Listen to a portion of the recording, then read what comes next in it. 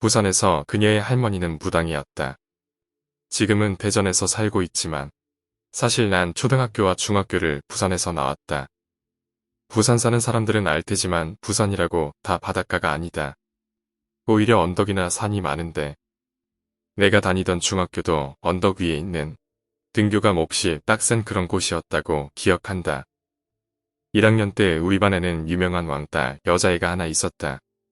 말이 왕따지 사실 아무도 그 애를 괴롭히지 않았다. 아니, 말조차 걸지 않았으니 왕따가 맞는 것 같긴 하다. 키가 작아서 초등학생처럼 보인 그 아이는 마른 편인데다가 피부도 하얗고 눈도 커서 이뻤다. 들리는 말로는 부모님은 계시지 않고 친할머니와 남동생 이렇게 셋이서 산다고 했지만 그게 그 아이가 왕따를 당하는 이유는 아니었다. 본명을 쓸 수는 없으니 그 아이를 나리라고 가명으로 부를까 한다. 여하튼 나리가 왕따를 당하는 이유는 그 애가 소녀가장이기 때문이 아니었다.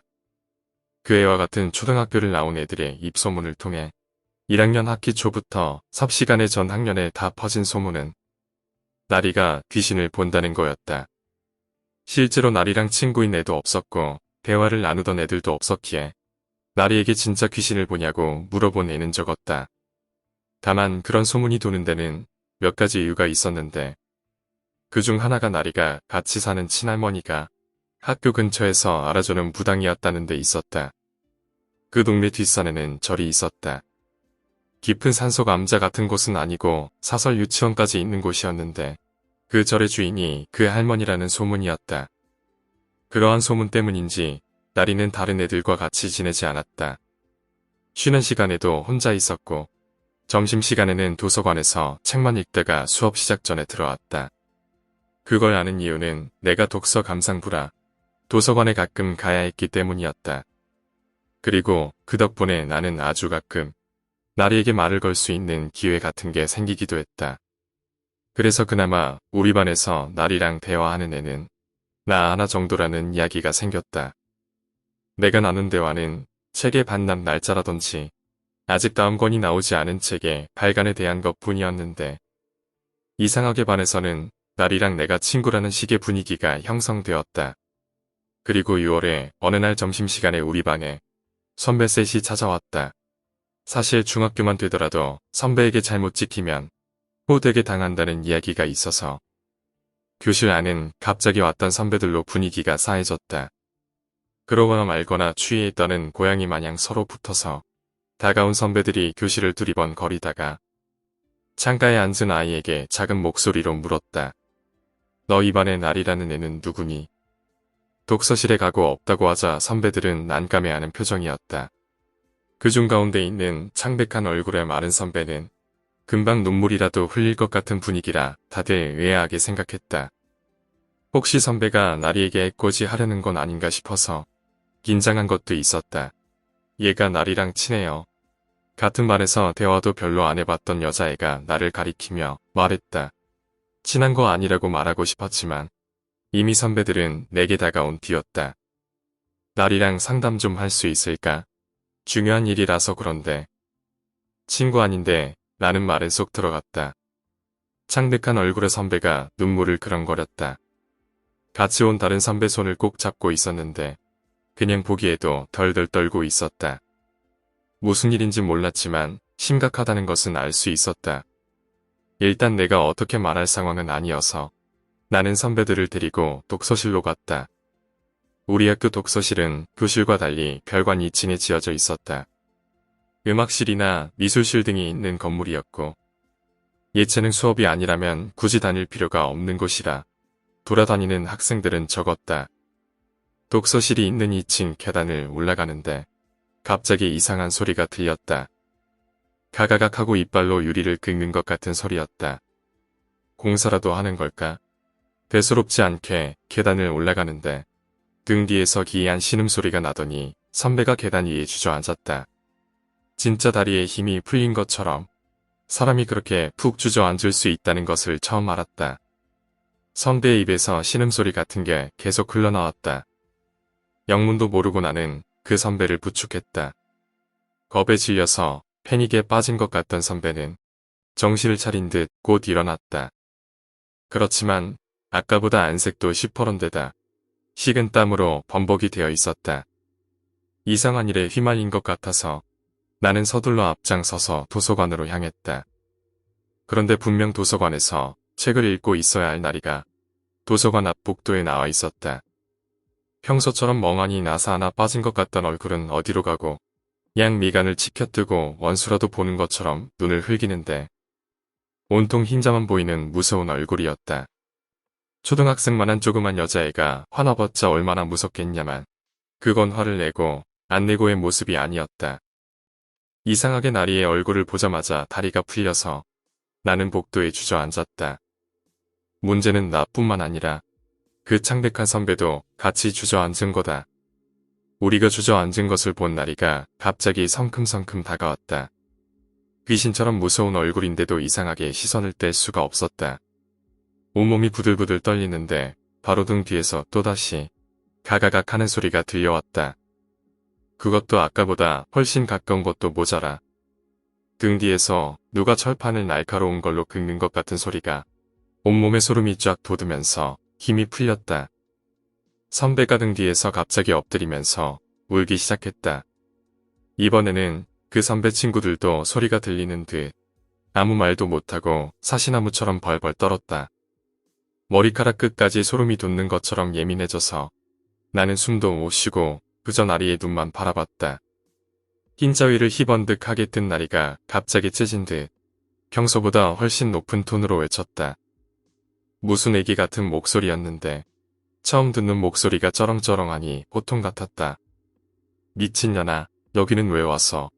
근데 나리가 호통을 치니까 등 뒤에서 들리던 가가각 하는 소리가 갑자기 뚝 끊기는 거다. 창밖에서 애들 떠드는 소리와 점심시간에 축구하는 소리가 희미하게 들리는데 이상하게 우리가 있는 복도는 조용해서 복도 밖이 전혀 다른 세상처럼 느껴졌다. 애기 목소리로 호통을 친 나리가 갑자기 다가와서는 품에서 이상한 청 같은 것을 꺼내더니 복도를 가로질러 우리에게 다가왔다.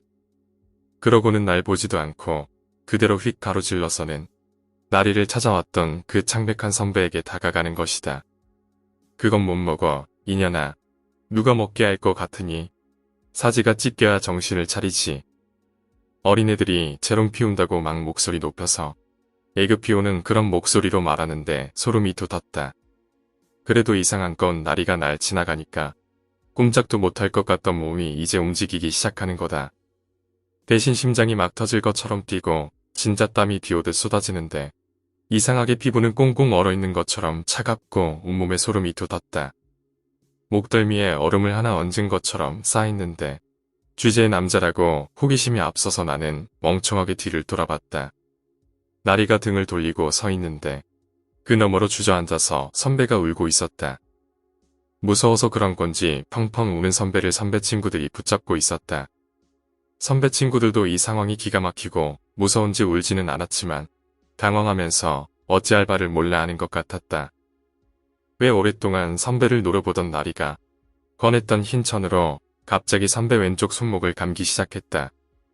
선배는 울면서도 이게 뭐야 하고 저항하려고 하다가 갑자기 찢어지게 비명을 질렀다. 놀라서 바라보니 분명 희던 천이 선배 손목을 감자마자 갑자기 누렇게 색이 변하는 거 아닌가. 무슨 먹물이 떨어진 것처럼 점점 변하는 걸 보고는 나리가 뜬금없이 독한 양 또 죽어야 정신을 차리지. 이러고는 누렇게 물든 천을 열심히 선배 팔에 휘감았다.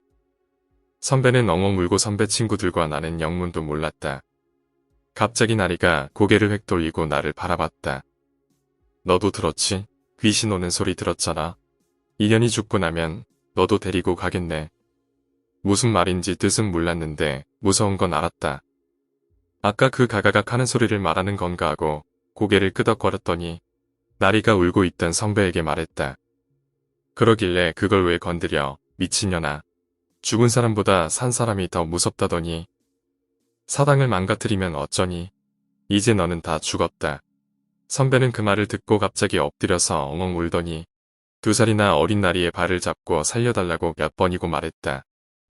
그동안 선배의 팔에 휘감겨 있던 천은 점점 더 누렇게 말라가더니 거의 갈색에 가까워졌다. 나도 그 소리만 듣지 않았다면 그냥 미신이겠거니 하고 나리가 했던 말을 무시하겠는데 소리를 듣고 나니 그 이상한 소리가 또 들릴지 몰라서 미칠 것 같았다. 해가 지면 또 올 거야. 오늘 밤에 상을 치르기 싫으면 우리 할머니 좀 만나야겠다. 그 말을 끝으로 나리는 뒤도 안 돌아보고 다시 독서실로 갔다. 나는 거에 실신할 것처럼 우는 선배를 부축해서 다시 교실로 돌아갔다. 점심도 제대로 먹지 못하고 점심시간이 끝났지만 하교할 때까지 나는 아무 생각도 못하고 수업도 듣는 둥 마는 둥 그냥 교실 내 자리에 앉아서 신경을 곤두세우고 있었다. 나리와 같은 반이라서 그런 건지 뭔지 이상하게 수업을 듣는 동안에는 아무 소리도 들리지 않았다. 혹시 내가 착각한 것이 아닐까 하고 생각해봤지만 점심시간 이후로 이상하게 인상을 구기고 가끔 허공에 대고 중얼거리는 나리 모습을 보니 착각이라는 생각은 일찌감치 접어야 했다. 수업이 끝나고 나는 일단 엄마에게 전화를 걸기로 했다. 그 당시 휴대폰이 대중화되긴 했었지만 난 아직 폰이 없었다. 교무실 옆에 있는 공중전화로 엄마한테 전화를 걸어서 늦게 간다고 말하려고 했는데 엄마가 전화를 받고 내 목소리를 듣자마자 내가 용고를 말하기도 전에 먼저 엄하게 말했다. 일단 거기 가서 할머님 말씀대로 다 해. 일 다 끝나면 아버지가 데리러 갈 테니까. 걱정하지 말고 무조건 거기서 시키는 대로 해. 엄마도 이 상황을 알고 있다는 말이었다. 그게 신기해서 어떻게 알았는지 물어봤지만 엄마의 대답은 시키는 대로 하라는 것뿐이었다. 그렇게 학교가 끝나자 선배가 다시 우리 교실로 왔다. 이번에는 선배 혼자뿐이었다. 그 친구들은 무서워서 같이 오지 않았다고 했다. 엄마랑 아빠가 이따 온다고 말들을 해서 선배도 나와 마찬가지로 이미 부모님이 상황을 알고 있는 상태였다. 점심시간 끝나고 수업 내내 울었는지 선배는 눈이 퉁퉁 부어 있었다. 이제는 거의 검게 변한 천이 무서워서 나는 되도록 천의 시선을 두지 않았다. 학교 시간이 되자 나리가 나와 선배를 불러서 자기 집으로 가자고 했다. 할머니에게 다 말해놨다고 하는 목소리가 평소랑 똑같아서 안심이 됐다. 나리 집은 학교에서 멀지 않은 곳에 있었다. 걸어서 10분도 안 될 것 같은 곳이었다. 다만 학교 뒤쪽으로 처음 가본 골목이었다. 골목마다 크고 작은 집이 이어져 있었는데 집마다 대나무에 비치볼이나 색색의 천이 매달려 있었다. 어떤 곳은 먼지가 잔뜩 낀 부처님 오신 날이 적힌 불 꺼진 연등이 쌍으로 달려 있었는데 거기가 나리 집이었다. 여기서 잠깐만 기다려. 나리는 대문 안으로 들어가서는 우리를 집 안으로 부르지 않았다. 나리가 없이 선배와 나만 서 있으려니 무서워서 죽을 것 같았다. 어디서 다시 가가각 하는 소리가 들리는 것은 아닌가 하고 걱정이었다. 그러나 나리는 바로 돌아왔다. 작은 플라스틱 대야 같은 것을 가지고 온 나리가 신발을 벗으라고 했다. 선배와 나는 부모님에게 들은 것도 있고 해서 우물쭈물 양말까지 다 벗고 맨발이 되었다. 우리가 맨발이 된 것을 확인한 나리가 대야에서 그야말로 무시무시한 것을 꺼냈다. 식칼이었다. 시퍼렇게 날이 선 식칼 2개를 꺼내더니 나리가 칼등 쪽을 향해서 입에 물라고 했다. 무는 동안에는 아무 말도 하면 안 된다고 말하는데 눈에 불길이 있는 것처럼 무섭게 노려보고 있었다. 선배와 나는 아무 말도 못하고 하라는 대로 칼을 입에 물었다. 씨맛인지 피맛인지 이상한 맛이 났다. 이제부터 아무 말도 하지 말고 나를 따라서. 선배가 앞서서 걸어갔다. 겁에 질린 듯 다리가 떨렸는데 나리가 대야에 담겨있던 흰 모래 같은 것을 한 줌 쥐고 나와 선배의 발에 뿌렸다. 따갑고 아픈 것이 굵은 소금이었다. 맨발에 닿는 소금 알갱이가 굵었지만 무서워서 그런지 아픈 줄도 몰랐다. 그리고 다시 소리가 들리기 시작했다. 등 뒤에서였다. 그뿐만 아니었다. 우리가 넘어간 대문에서 철컹철컹하고 뭔가가 쥐고 대문을 흔드는 소리가 났다. 쇳소리가 무서워서 등 줄기에 다시 소름이 돋았다. 누가 머리채를 잡아 찰 것 같아서 미칠 것 같았다. 나리의 얼굴이 마치 미친 것처럼 급격하게 일그러지더니 그 이상한 애기 목소리를 내며 소금을 바닥에 뿌려댔다. 너 먹을 거 없다 이년아. 당장 물러나라. 그에 맞춰서 철컹거리는 소리가 더 심하게 들렸다. 도무지 잘못 들은 것 같지가 않아서 뒤를 돌아보려니 나리가 다가와 째진 목소리로 돌아보지 마 하고 고함을 질렀다. 붉게 충혈된 눈이 일그러진 데다 흰자도 충혈되어 온 눈이 다 새빨갛게 보였다.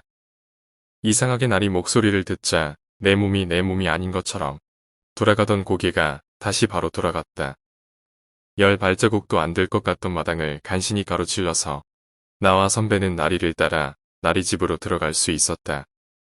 희미하게 향 냄새가 나는 집 안에 들어오자마자 작은 황금색 부처님이 있는 큰 방이 보였다.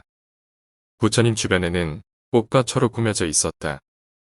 작은 부처님 옆에는 더 작은 부처님도 있었는데 그 뒤로 현란한 세계 부처님 그림도 벽을 도배하다시피 그려져 있었다. 방에 들어간 후에야 나리가 입에 물고 있던 칼을 뱉으라고 했다. 선배는 얼마나 억세게 물고 있었는지 입 주변이 온통 벌겋게 문드러져 있었다. 그 사이 울었는지 눈이 시뻘건 선배와 내 앞에 곱게 한복을 입은 할머니 한 분이 서 있었다. 이마 위로 넘긴 쪽진 머리에 눈썹 문신을 했는지 눈썹이 치켜 올라간 할머니였다. 다리가 후들거려 엉거주춤 선 우리를 바라보던 할머니가 나와 선배를 끌고는 부처님 모신 방 안으로 데리고 들어갔다. 지금부터 내 말 잘 들어라. 너희 둘은 이제 연화대 아래 숨어서 아무 말도 하지 말고 있어야 한다. 이상한 소리가 들리더라도 절대 나오면 안 되고 누가 너희 이름을 불러도 대답하면 안 된다. 무서워서 죽을 것 같았다. 할머니 말은 내가 혼자 있어야 한다는 말이었다. 내가 너희를 부를 때는 직접 문을 열고 너희를 꺼낼 거니 너희는 걱정 말고 안에 있거라. 나리 할머니는 나리보다 무서웠다. 눈을 획시켜 뜬 할머니가 덜덜 떠는 선배를 가리켰다. 너는 그 안에서 내가 지은 잘못을 빌고 귀신이 좋은 곳으로 가기를 빌어라. 진심으로 빌지 않으면 쫓아내도 다시 돌아올 것이야. 내 목숨이 달렸으니 너 하는 대로 목숨을 보전해. 내게 말을 할 때보다 훨씬 무서운 목소리였다. 간신히 방 안에 있는 화장실에서 문을 활짝 열고 소변을 본 직후 나와 선배는 각자 다른 나리 할머니가 법당 아래 연화대라고 말한 길고 낮은 수납식 창고에 각각 들어가게 되었다. 창고 안은 좁고 컴컴했다. 네모난 상자 안 같은 데다가 5월인데도 부산은 여름처럼 더웠다. 발치에 닿는 물건들은 대부분 북이나 장구, 그리고 초가 들어있는 상자들 같았다. 다행히 구석에 방석 같은 것이 쌓여 있어서 나는 그곳에 쪼그리고 앉았다. 덥긴 했지만 이상하게 공기가 부족한 것 같지는 않았다. 쪼그리고 앉아 있으려니 오만 가지 생각이 다 들었다. 문 너머로 들리는 사람들 목소리가 점차 늘기 시작했다. 우리가 올 때는 분명히 할머니와 나리뿐이었는데 아저씨 목소리가 들리는가 하면 아줌마 목소리가 하나 둘씩 들었다. 무슨 굿을 준비하는 것처럼 이런 대화가 오갔다. 10분이 지나고 1시간이 지나도 대화는 계속될 뿐.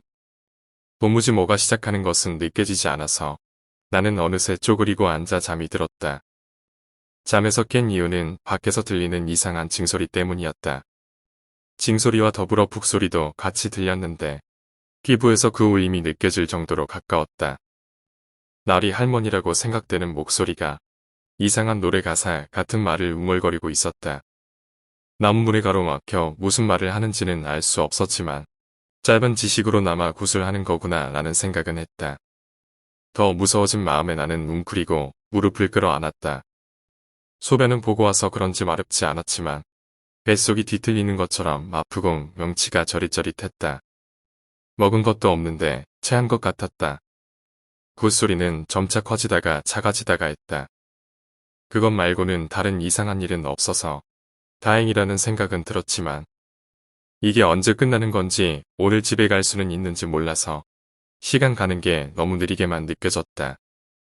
이럴 거면 차라리 누가 날 깨울 때까지 잠을 잤으면 좋았을 텐데라고 생각하던 찰나 이상한 소리가 들리기 시작했다. 처음에는 누군가 우는 것처럼 흑흑거리는 소리가 들렸다. 옆 창고에 들어간 선배가 무서워서 우는 건가 하고 대수롭지 않게 생각하려는데 또다시 그 소리가 들렸다. 가가각하고 작고 가느다란 소리였다. 멀리서 들리는 것처럼 희미했다. 그렇지만 들렸다. 잠이 확 달아났지만 나는 꼼짝도 할 수 없었다. 내가 움직이면 그 소리가 가까워질 것 같았다. 소리가 낮아 울음소리가 더 커졌다. 그것으로 우는 게 선배라는 것을 알 수 있었다. 숨을 죽인 채로 우는 소리가 끊임없이 들려서 미칠 것 같았다. 그리고 나는 깨달았다. 점점 더 징소리와 북소리가 멀어지기 시작한다는 것을 말이다. 날 놔두고 어디 가는 건 아닐까? 문을 열어서 밖을 보고 싶었다. 혹시 굿이 다 끝난 건가? 그렇다면 소리가 뚝 끊겨야지. 저렇게 서서히 멀어지듯 줄어드는 것은 아닐 텐데. 오만 가지 잡생각이 다 들었다. 그중 가장 큰 것은 여기서 언제 나갈 수 있냐는 거였다. 울음소리가 점점 더 커졌다. 이제 징소리도 북소리도 할머니 목소리도 들리지 않았다. 들리는 것은 내 신경을 갉아먹는 것처럼 계속 희미하게 들리는 가가각 하는 소리뿐이었다. 울음 섞인 선배의 비명소리가 희미하게 들렸다. 그 순간 뚝 하고 모든 소리가 사라졌다. 선배의 울음도 그리고 가가각 거리는 소리도 다 끝난 것 같았다. 귀신이 선배가 하는 사과를 듣고 용서해 준 걸까? 이제 다 끝난 것은 아닐까 기대하는 마음으로 나는 귀를 기울였다. 그런데 할머니가 이 안에서 아무 말도 하지 말라고 하지 않았던가. 찢어지는 비명소리와 가가각 거리는 소리가 동시에 들렸다. 놀란 듯 선배가 비명을 질렀다. 놀란 마음에 나는 웅크린 채 그대로 눈을 감고 귀를 틀어막았다. 소리는 들리지 않았지만 이상하게 창고 안이 습하고 더운 듯 느껴졌다. 한참 후 눈을 뜨고 나서야 나는 내가 펑펑 울고 있다는 것을 깨달았다. 눈물과 콧물이 줄줄 흘러서 무릎을 적셨다. 그리고 바로 법당의 문 앞에서 소리가 들리기 시작했다. 제대로 듣고 나서야 깨달았다. 이건 나무 상자 같은 것을 톱 같은 것으로 긁는 소리라는 것을 말이다. 상자 안에서 무언가 나오려고 하는 것처럼 상자의 모서리를 손톱으로 긁으면서 마치 쥐새끼처럼 구멍을 내고 안을 파고 들려는 것처럼 점차 소리가 커져갔다. 끊임없이 가가각 거리는 소리에 머리가 텅 비는 것 같았다. 홀린 것처럼 앉아서 창고 문을 노려보자 문 아래쪽에서 점차 소리가 크게 들리는 것을 느낄 수 있었다. 나는 뭔가 빠져나간 것처럼 아무것도 하지 못하고 그것만 바라봤다. 소리가 커지면서 조금씩 문 구석이 움찔거렸다. 마치 무언가가 안에 들어오려고 용을 쓰는 것처럼 말이다. 비명이 나올 것 같아서 나는 입을 틀어막았다. 비명 대신 울음소리가 흘러나왔다. 반드시 안으로 들어와서 나를 잡아먹기라도 할 것처럼 거스지는 소리에 미칠 것 같았다. 사람이 너무 긴장하면 미친다고 했던가. 두렵고 미칠 것 같고 죽기 일보 직전인 것처럼 심장은 뛰고 결국 여린 내 정신은 그것을 다 감당하지 못하고 그대로 기절했다. 의식을 잃은 것은 아주 잠시였던 듯 정신을 차렸지만 여전히 사방은 어두웠다. 다 끝난 걸까? 아니면 다들 나만 놔두고 어디로 간 건 아닐까? 죽을 것 같은 공포에 시달리며 나는 조심스럽게 팔을 뻗어 창고 문을 건드렸다. 그러나 손에 닿는 것은 차갑고 끈적하고 물컹한 것. 사람 피부와 같다는 것을 깨닫고 나는 있는 힘껏 비명을 지르기 위해 입을 벌렸다. 때마침 할머니의 말이 떠오르지 않았다면 목청이 찢어져라 소리를 질렀을 것이 분명했다. 차가운 피부의 여자가 내 앞에 쪼그리고 앉아서 나를 응시하고 있었다. 쿨어 헤쳐진 검은 머리카락이 등까지 길었고 피부는 물처럼 차가웠다. 퀭하게 뚫린 두 개의 검은 동공에는 아무것도 없었다. 이마 아래 보이는 것은 검은 두 개의 구멍뿐이었다. 내가 보고 있다는 것을 깨달은 그녀가 나를 향해 씩 웃었다. 새빨간 입술이 벌어지며 가지런한 하얀 이가 보였다. 아니다, 이가 아니라 구더기였다. 우글우글 움직이는 것들이 여자가 입을 벌린 순간 우수수하고 쏟아져서 내 발과 무릎에 떨어졌다. 굼실굼실 움직이는 것들이 내 무릎을 타고 올라오거나 바닥에 떨어졌다. 그 툭툭 거리는 소리와 감촉 때문에 미칠 것 같았다. 이대로 차라리 심장이 멈춰서 죽어버렸으면 좋겠다고 생각했다. 여자는 내 반응이 재미있는 듯 계속 입을 벌려 구더기를 토했다. 그러던 여자가 갑자기 목을 비틀어 꺾더니 고개를 숙이고는 제 손으로 얼굴을 가렸다. 그 검은 눈구멍이 보이지 않아 다행이었지만 다시금 가가가 하는 소리가 들렸다. 소리의 정체를 깨달은 순간 나는 그대로 뒤로 넘어가 기절하고 말았다. 여자는 손가락으로 제 눈두덩이 안쪽의 뼈를 긁어내고 있었던 거다. 정신을 차린 후에야 나는 내가 법당 밖으로 나왔다는 것을 깨달을 수 있었다. 엄마가 있었고 나리가 나를 보고 있었다. 엄마는 펑펑 울고 있었지만 선배 부모처럼 비명을 지르지는 않았다. 선배는 온몸이 생치기 투성이었다. 자신의 손톱으로 온몸을 자해한 것이었다. 탈진한 나를 데리고 부모님은 병원으로 갔다. 선배 역시 병원으로 갔지만 학교로 돌아온 것은 나 하나뿐이었다. 이후로 나리에게 들었던 바로는 그 선배들이 학교 뒷산에 있는 사당에서 담배를 피다가 불을 질렀다는 이야기를 들었다. 홍기가 차서 결혼을 앞두고 죽은 여자를 기리는 사당이었는데 불에 완전히 전소가 되어 모시고 있던 일패도 없어졌다고 했다. 그래서 곧 귀신에게 홀릴 거라고 알았지. 내가 선배들을 데리고 오지 않았다면 끝까지 모른 척할 생각이었다고 나리는 말했다. 그것도 그 원한이 가장 강한 보름 후였기에 원한이 강해 애꿎은 나까지 덤태기를 쓴 거라고 했다. 그럼 왜 마음을 바꿔서 도와준 건데? 내 질문에 나리는 아무 대답도 하지 않고 내 얼굴을 보며 씩 웃었다. 오늘 이야기는 여기까지입니다. 오늘 이야기가 재미있으셨다면 구독과 좋아요, 댓글 부탁드립니다. 댓글은 저에게 큰 힘이 됩니다. 감사합니다.